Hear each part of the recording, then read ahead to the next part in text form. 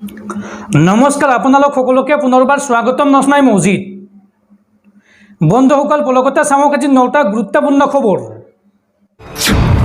প্ৰথমটো খবৰ, এইবাৰ বিপদত পৰিছে বিজেপি। কিংমেকাৰ হোৱাৰ সুযোগ লৈ 1 লাখ কোটিৰো অধিক টকা দাবী নীতিশ কুমাৰ আৰু চন্দ্ৰবাবু নাইডুৰ। নীতিশ কুমাৰ আৰু চন্দ্ৰবাবু নাইডুৰ এই দাবী নামানিলে এনডিএ চৰকাৰ ভংগ হোৱাৰ সম্ভাৱনা। 5 বছৰ এনডিএ চৰকাৰখন শান্তিত চলিব দিবনে নীতিশ কুমাৰ আৰু চন্দ্ৰবাবু নাইডুৱে?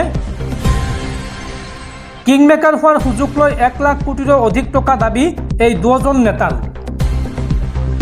2024 বাজেট দাখিলৰ পূৰ্বে এনডিএ চৰকাৰৰ পৰা 1 লাখ কোটিৰো অধিক টকা দাবী নীতিশ কুমাৰ আৰু চন্দ্ৰবাবু নাইডুৰ।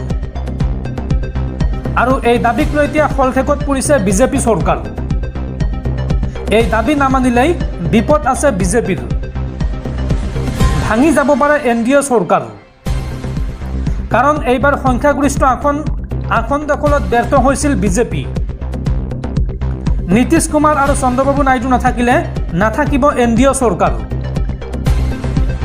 বিহাৰ আৰু অন্ধ্ৰপ্ৰদেশৰ বাবে নীতিশ আৰু চন্দ্ৰবাবু নাইডুৱে বিচাৰিলে 1 লাখ কোটিৰো অধিক টকা।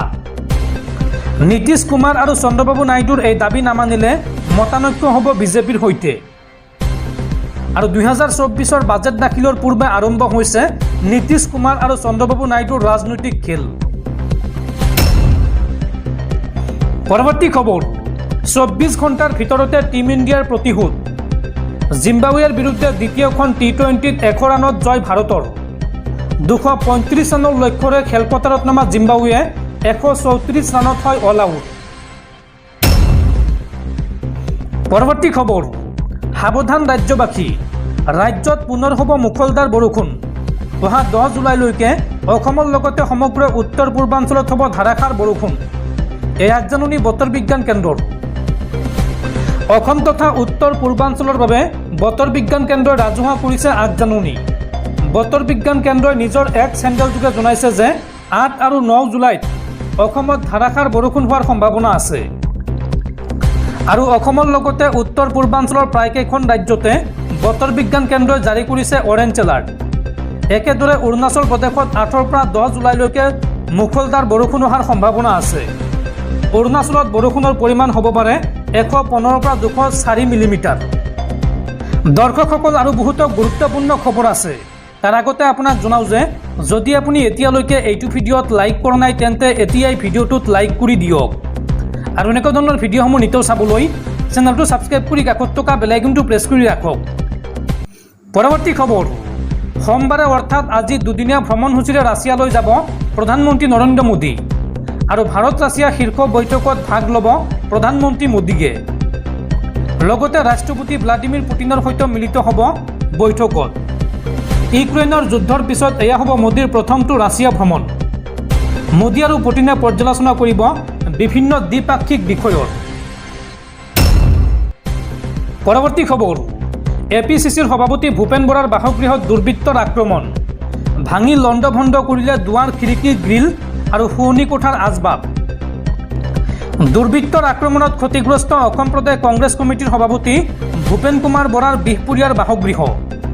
শনিবাৰে নিশা অসম প্ৰদেশ কংগ্ৰেছ কমিটিৰ সভাপতি ভূপেন কুমাৰ বৰাৰ বিহপুৰীয়া সমষ্টিৰ ভোগপুৰৰ বাসগৃহত একাংশ দুৰ্বৃত্ত সোমাই ঘৰৰ দুৱাৰ, খিৰিকী, সন্মুখৰ গ্ৰিল ভাঙি লণ্ডভণ্ড কৰাৰ লগতে শোৱনি কোঠাৰ আচবাব, লকাৰ ভাঙি সা সম্পত্তি লুট কৰি নিয়ে। অসম প্ৰদেশ কংগ্ৰেছ কমিটিৰ সভাপতিজনৰ ঘৰত আৰক্ষীয়ে কোনো পহৰাৰ ব্যৱস্থা নকৰাৰ বাবে এইদৰে আক্ৰমণ চলাবলৈ সুযোগ লাভ কৰে দুৰ্বৃত্তই। অৱশ্যে ভূপেন কুমাৰ বৰা বানপীড়িত এলেকা পৰিদৰ্শন কৰি থকাৰ বাবে ভোগপুৰত নাছিল। অনাহুত এক পৰিস্থিতিৰ পৰা ৰক্ষা পৰিল ভূপেন বৰা। অসম প্ৰদেশ কংগ্ৰেছ কমিটিয়ে এই ঘটনাক তীব্ৰ নিন্দা কৰিছে আৰু সভাপতিজনৰ জীৱনৰ নিৰাপত্তাৰ প্ৰতি আহি পৰা ভাবুকি পৰ্যবেক্ষণ কৰিবলৈ মুখ্যমন্ত্ৰীক দাবী জনাইছে। এক বিবৃতিত অসম প্ৰদেশ কংগ্ৰেছ কমিটিৰ মিডিয়া বিভাগৰ অধ্যক্ষ শ্ৰী বেদব্ৰত বৰাই এয়া ৰাজনৈতিক অভিসন্ধি বুলি উল্লেখ কৰে। বৰাই কয় যে সভাপতিজনক আক্ৰমণ কৰি অসম প্ৰদেশ কংগ্ৰেছৰ নেতাকৰ্মীসকলক ভয় খুৱাবলৈ অপচেষ্টা কৰিছে একাংশ ৰাজনৈতিক নেতাই। সমগ্ৰ বিষয়টোৰ উচ্চ পৰ্যায়ৰ তদন্তৰ দাবী জনাইছে বেদব্ৰত বৰাই। পৰৱৰ্তী খবৰ, নগাঁৱৰ জুৰিয়াত চাইবাৰ অপৰাধীৰ বিৰুদ্ধে দিল্লী আৰক্ষীৰ অভিযান। দিল্লী আৰক্ষীয়ে অভিযান চলাই গ্ৰেপ্তাৰ কৰে ইমদাদ পাৰভেজ মুছাৰফক আৰু ইমদাদৰ পৰা জব্দ কৰে 200ৰো অধিক চিম কাৰ্ড। গেন্দুৱা পথাৰ গাঁৱৰ পৰা গ্ৰেপ্তাৰ কৰে মুছাৰফক। মুছাৰফৰ হাতত 4000 ভুৱা চিম কাৰ্ড থকাৰ অভিযোগ উত্থাপন হৈছে আৰু বিভিন্ন লোকৰ পৰা লাখ লাখ টকা আত্মসাৎ কৰিছিল ইমদাদে। পৰৱৰ্তী খবৰ, বিশ্ব টেষ্ট চেম্পিয়নশ্বিপ আৰু চেম্পিয়ন্স ট্ৰফি 2025ত ৰোহিত শৰ্মাই দিব ভাৰতীয় দলক নেতৃত্ব। BCCIৰ সম্পাদক জয় শাহে নিশ্চিত কৰিলে এই কথা। ভাৰতীয় ক্ৰিকেট বৰ্ডৰ সম্পাদক জয় শাহে যোৱা 7 জুলাই দেওবাৰে ৰোহিত শৰ্মাই বিশ্ব টেষ্ট চেম্পিয়নশ্বিপ আৰু চেম্পিয়ন্স ট্ৰফিত ভাৰতৰ অধিনায়কত্ব কৰিব বুলি নিশ্চিত কৰি অহা বছৰ ভাৰতে আৰু 2খন আন্তঃৰাষ্ট্ৰীয় ক্ৰিকেট পৰিষদৰ প্ৰতিযোগিতাত জয়ী হ'ব বুলি আস্থা প্ৰকাশ কৰে। ৰোহিতৰ অধিনায়কত্বৰ অধীনত অন্ততঃ আৰু এবছৰৰ বাবে ভাৰতক জিলিকাৰ স্বাৰ্থত জয় শাহে T20 বিশ্বকাপ 2024ৰ জয়ৰ খেলুৱৈসকলৰ প্ৰচেষ্টাক প্ৰশংসা কৰে। BCCIৰ সম্পাদক জয় শাহে ৰোহিত শৰ্মা নেতৃত্বাধীন দলটোক T20 বিশ্বকাপত জয়ী হ'বলৈ সমৰ্থন কৰা বুলি স্মৰণ কৰি তেওঁৰ কথা সঁচা হোৱাত আনন্দ প্ৰকাশ কৰে। জয় শাহে লগতে কয় যে 2023 চনৰ এদিনীয়া বিশ্বকাপৰ ফাইনেলৰ পৰাজয়ে ভাৰতীয় দলটোক আমেৰিকা আৰু ৱেষ্ট ইণ্ডিজত ইতিহাস ৰচনা কৰিবলৈ ইন্ধন যোগাইছিল।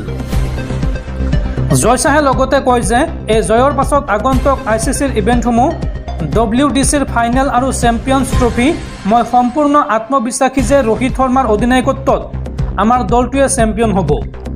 উল্লেখযোগ্য যে জয় শাহে বছৰৰ আৰম্ভণিতে ৰাজকোটত সংবাদ মাধ্যমক সম্বোধন কৰাৰ সময়ত বাৰ্বাডোছত অনুষ্ঠিত হোৱা T20 বিশ্বকাপ জয়ৰ বাবে ভাৰতক সমৰ্থন কৰিছিল।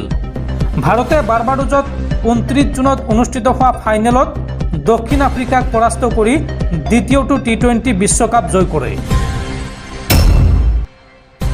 পৰৱৰ্তী খবৰ, শিৱসাগৰৰ চাই বিকাশ একাডেমীৰ অধ্যক্ষক হত্যাৰ অভিযোগত অভিযুক্ত ছাত্ৰজনক নিৰীক্ষণ গৃহলৈ প্ৰেৰণ আদালতৰ। শিৱসাগৰ আৰক্ষীয়ে ছাত্ৰজনক হাজিৰ কৰাইছিল আদালতত আৰু 3 দিনৰ জিম্মাত বিচাৰিছিল নাবালক অভিযুক্ত ছাত্ৰজনক, কিন্তু জিম্মাৰ পৰিৱৰ্তে যোৰহাটৰ নিৰীক্ষণ গৃহলৈ প্ৰেৰণ কৰিছে আদালতে।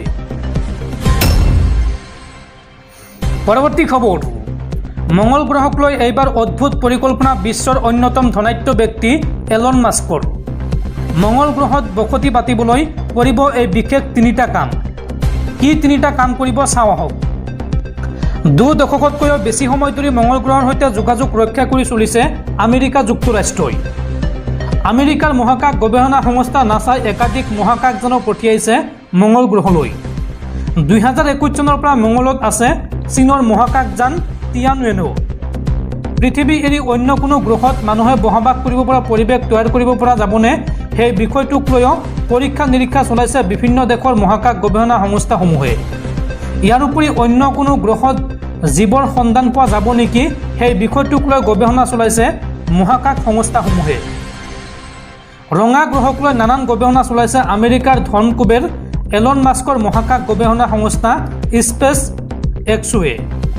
মঙ্গল গ্ৰহক বসবাসযোগ্য কৰি তুলিবলৈ সেই গ্ৰহত পাৰমাণৱিক বোমাও পেলাব বিচাৰিছে এলন মাস্কে। এলন মাস্কৰ এই মঙ্গল প্ৰীতি এতিয়াৰ নহয়। তেওঁ বহু বছৰ ধৰি মঙ্গল গ্ৰহত বসতি স্থাপনৰ সপোন দেখিবলৈ আৰম্ভ কৰিছে। 2015 চনত বিশ্ববাসীক চমকো দিছে এলন মাস্কে। তেওঁ প্ৰস্তাৱ দিছিল মঙ্গল গ্ৰহত পাৰমাণৱিক বিস্ফোৰণ ঘটোৱা হওক। এটা বিস্ফোৰণেই নহয়, একাধিক বিস্ফোৰণ ঘটোৱা হওক। 2015 চনত এক টেলিভিছন সাক্ষাৎকাৰত এই দাবী কৰিছিল এলন মাস্কে। কিন্তু কিয় ৰঙা গ্ৰহত পাৰমাণৱিক আক্ৰমণ চলাব বিচাৰিছে ধন কুবেৰ এলন মাস্কে? উল্লেখযোগ্য যে মঙ্গল গ্ৰহৰ তাপমাত্ৰা 20 ডিগ্ৰীৰ পৰা -200 ডিগ্ৰী চেলচিয়াছৰ ভিতৰত থাকে। দেখিবলৈ ৰঙা হ'লেও সেই গ্ৰহৰ তাপমাত্ৰা বহু কম। সূৰ্যৰ পৰা দূৰত্বত থকাৰ কাৰণেই এই গ্ৰহৰ তাপমাত্ৰা কম। এলন মাস্কৰ দাবী, মঙ্গল গ্ৰহত যদি একাধিক পাৰমাণৱিক বিস্ফোৰণ ঘটোৱা হয় তেন্তে সেই ঠাইৰ বা সেই গ্ৰহৰ তাপমাত্ৰা বহু পৰিমাণে বৃদ্ধি পাব। ইয়াৰ ফলত মঙ্গল গ্ৰহক দ্ৰুতভাৱে বাসোপযোগ্য গ্ৰহলৈ ৰূপান্তৰিত কৰিব পৰা যাব বুলিও দাবী কৰিছে এলন মাস্কে।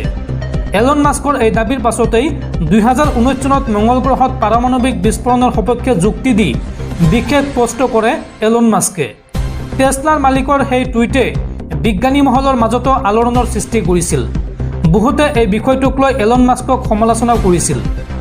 2019 চনৰ 29 আগষ্টত সেই পোষ্টত এলন মাস্কে লিখে, মঙ্গল গ্ৰহত পাৰমাণৱিক বিস্ফোৰণ ঘটোৱা মানে সেই গ্ৰহত এটা কৃত্ৰিম সূৰ্য তৈয়াৰ কৰা। সেই কৃত্ৰিম সূৰ্যই আমাৰ দৰে তাপ দিব সেই গ্ৰহক। তাক বিস্ফোৰণ ঘটালে মঙ্গল গ্ৰহ খুব বেছি তেজস্ক্ৰিয় হৈ উঠিব। এলন মাস্কৰ যুক্তি, পাৰমাণৱিক বিস্ফোৰণৰ কাৰণে মঙ্গল গ্ৰহত বৰফ ভাস্পীভূত হৈ জলীয় বাষ্প, কাৰ্বন মনক্সাইড আৰু গ্ৰীণ হাউচ গেছ তৈয়াৰ কৰিব, যিয়ে সেই গ্ৰহক উষ্ণ কৰিব। ফলত মানুহৰ বসবাসৰ উপযোগী হৈ পৰিব সেই মঙ্গল গ্ৰহ। এই সন্দৰ্ভত নেশ্যনেল ৱেডাৰ ছাৰ্ভিচৰ তথ্য অনুসৰি মঙ্গল গ্ৰহত গড় তাপমাত্ৰা থাকে হিমাংক 80 ডিগ্ৰী চেলছিয়াছৰ তলত। সেই হিমশীতল তাপমাত্ৰাত মঙ্গল গ্ৰহৰ পানী কেৱল বৰফ বা ভাস্প হিচাপে থাকে। বিজ্ঞানীসকলৰ অনুমান 400 কোটি বছৰ পূৰ্বে মঙ্গল গ্ৰহৰ জলবায়ু আৰু পৰিৱেশ এনেকুৱা নাছিল। সেই গ্ৰহত নদী আছিল, অৰ্থাৎ প্ৰবাহিত পানী আছিল, আকাশো নীলা আছিল। কিন্তু বিভিন্ন কাৰণত বছৰৰ পাছত বছৰ ধৰি মঙ্গল গ্ৰহৰ পৰিৱেশ সলনি হ'ব ধৰে। এলন মাস্কে মঙ্গল গ্ৰহক লৈ কৰা পৰিকল্পনাবোৰ সফল হ'বনে? বিষয়টোক লৈ সংশয় প্ৰকাশ কৰিছে আন্তৰ্জাতিক বিজ্ঞানী মহলে। তেওঁলোকৰ দাবী, এলন মাস্কৰ পৰিকল্পনা মতে চলিলে শীতে বিপৰীতে হোৱাৰ সম্ভাৱনা আছে।